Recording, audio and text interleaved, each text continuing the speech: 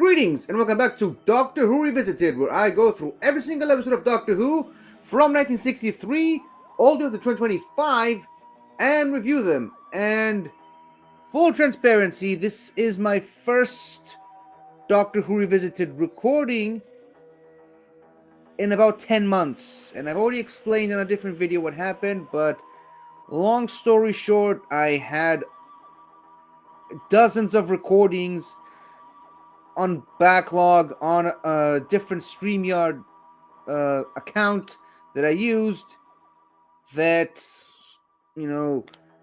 is no longer usable, and all the recordings of about 4 or 5 seasons worth of Doctor Who episodes all got thrown away, and I had to restart basically from scratch.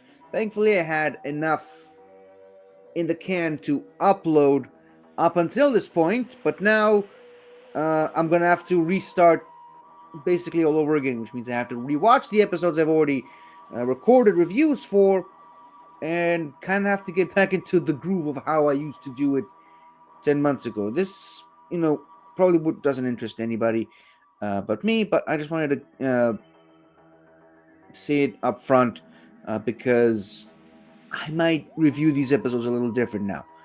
But having said that, I guess the one positive of all this was that I didn't have to rewatch Image of the Fendal, because that was the last one I could actually edit and put in the can. Because today the episode I am reviewing is The Sunmakers, back to the Tom Baker era. Okay, so let me just say this. I like this episode. It's an okay episode. I like it. I often say that for the most part, the Tom Baker era episodes range from all-time greats to boring snooze fests, and there are a lot of episodes that are kind of in the middle of that, but Sunmakers does actually fall into that weird third category of mid. I like it. I get the messaging of it. Great production value, obviously. Great message for those of you people who like to think that Doctor Who only got political in the modern era and was never ultra woke, as you people like to say these days. Well, some people like to say these days. I don't want to generalize too much, but watch this episode. Just watch it. All 4 parts of the episode, the story, I should say, and tell me that it's not an accurate representation of what's going on in the world today with taxes and tariffs and whatever. I don't want to get too political, even though it's hard considering the subject matter of the episode, but I mean, like, yeah, this, if we're not careful, that's our world in a few more years. I mean, Robert Holmes clearly knew this back in the 70s. He saw where things were going, and now look where we are. But if we just talk about the episode itself, like I said, I love the production design. Love it. It really makes you feel like it's on a different planet. And what a planet it is. Pluto, of all places. And like, they took arguably the least interesting planet in our solar system, which, according to some people, isn't even a planet. But again, not going to get into that at the moment. But they took a celestial body, let's say, like Pluto, and somehow managed to fit an interesting Doctor Who story in it. Where, like, apparently there's some rich resources on that world or something, enough to interest a galactic company to invest in it, moving all the humans there, artificially creating 6 suns around the planet. Imagine the power needed to do that, and just making that whole planet ish basically a labor camp, like a big, huge factory where the people just work themselves to death, essentially. I mean, the mind of Robert Holmes knows no bound. Like the creative genius of crafting these types of stories, just it's amazing how he kept doing it over and over again, and just in so many different ways. Now, I will say this: I probably have already said this months and months ago, probably over a year ago, on when I reviewed um, Visible Enemy, but I love K9. K9 is easily one of my favorite Doctor Who companions, and I think one of the parts that really makes this companion stand out as much is that the Doctor really did not want him around at first. Like he was not happy having a robot dog with him in the TARDIS. It was kind of really Leela's pet in a way, and we see kind of the animosity towards K9 by the Doctor when they're playing chess. But over time, they really warm up to each other to the point where by the end of the season, the Doctor is really sad having to leave K9 behind. Spoilers for another episode. But he's really sad having to leave K9 behind on Gallifrey. So much so that he makes another K9. And like, it's almost like he can't live without him anymore. So yeah. And this episode really fleshes out the relationship between these two characters. I mean, obviously, the previous episode did not because K9 was mostly MIA. But I mean, I love that at this point, Robert Holmes is really writing the episodes to specifically facilitate K9 being in them.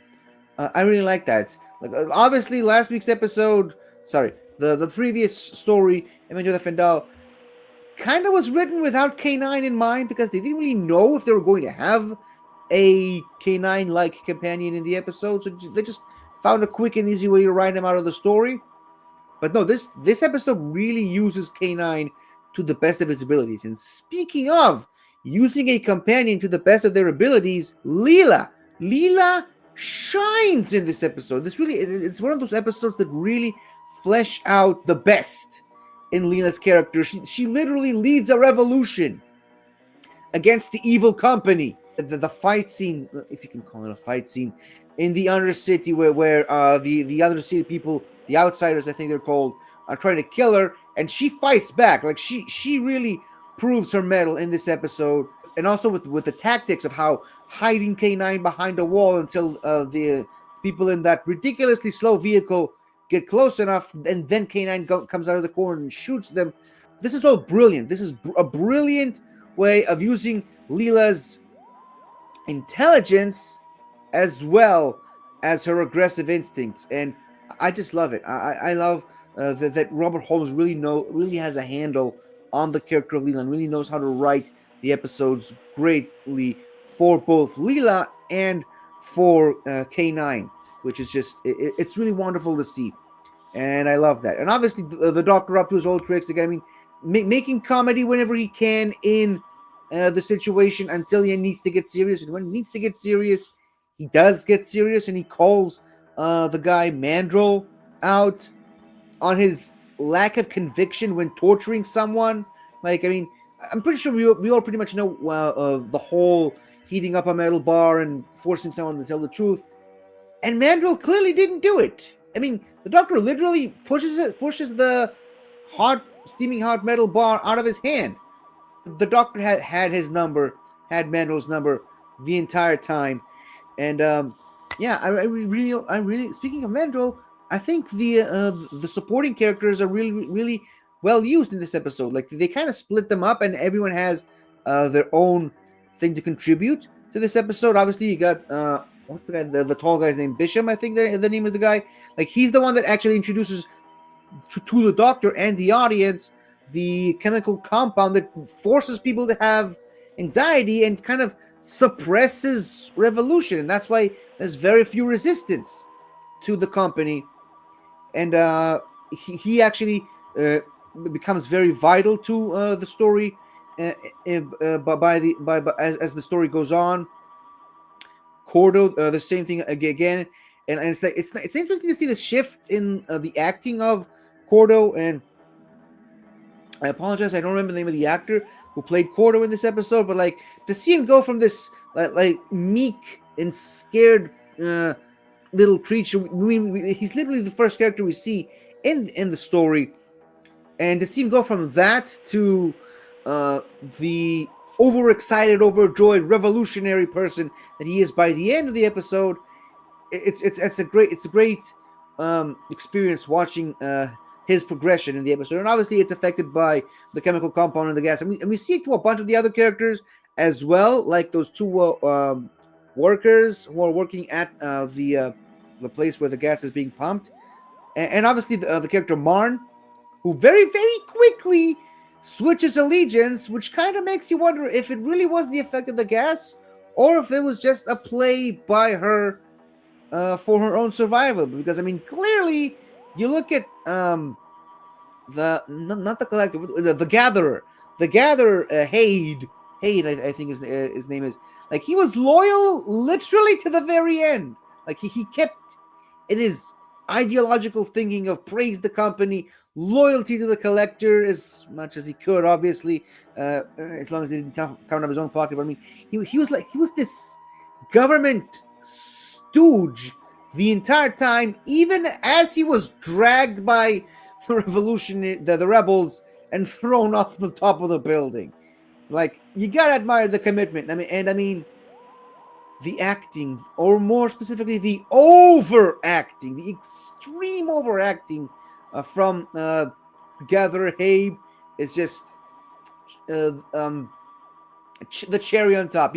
You know, I like me some Doctor Who overacting, especially in the classic series, and this was another great example of that. And I mean, obviously, the villain, the Collector, again, overacting in the best possible way. It was delicious to behold. And you know what? I think I'm actually changing my tune about this episode. The more I talk about it, and the more I review it, I'm starting to think it's getting closer to that greatest of all time um, area that I have for the Tom Baker episodes.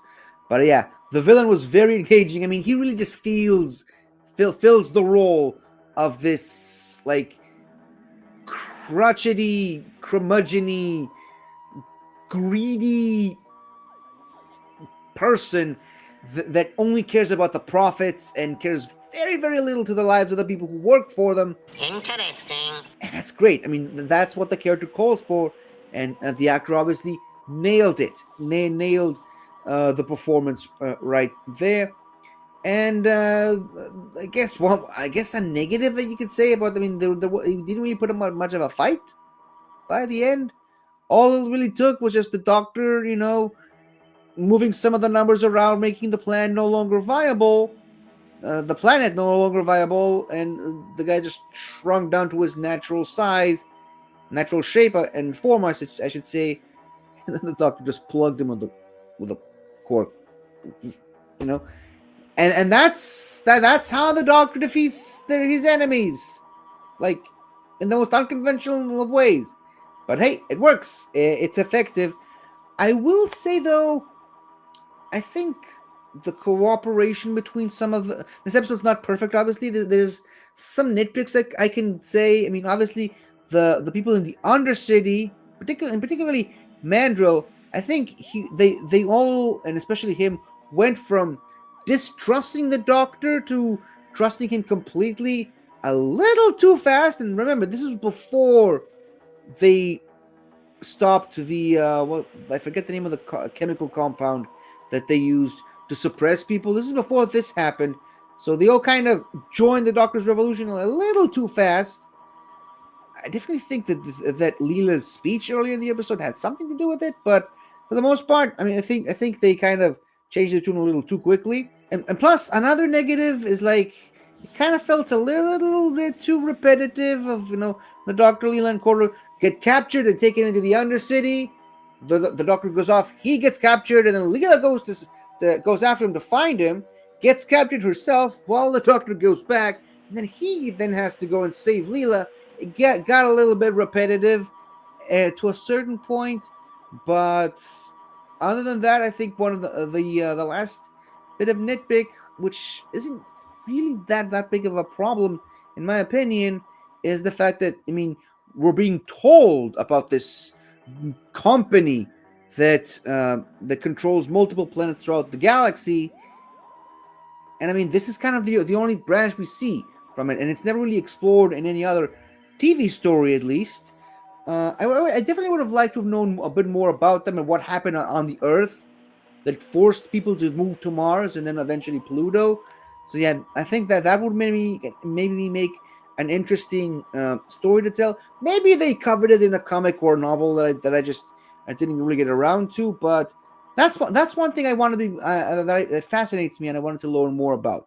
Just like this reminds me of the episode the Dominators, where I mean it said that the Dominators are the scourge of 10 galaxies, and we kind of only see them once on TV. And I have seen them appear multiple times in comics and such, but I mean, you gotta give them a little bit more than that. Anywho, this has been me. This has been me, my first review for a Doctor Who classic episode, I should say, in almost a year. And doesn't feel like I lost too much of a step. I really enjoyed talking about this episode. Next episode, next story, I should say, is one of my least favorites, if it's the one I'm thinking about. I mean, I know it's coming up later in the season. I think it's the next one, but yeah, can't tell you how not excited I am to talk about that one. But well, I said I'm gonna do it, so I'm gonna do it. I said I'll review every single Doctor Who episode, and that's exactly what I'm gonna do. So yeah. Thank you for watching. Let me know what you think about this episode in the comments below, and I will see you next time. Goodbye. Hi there. Thank you for watching the video. And if you enjoyed it, don't forget to like, comment, subscribe, and tell your friends. I'll see you next time.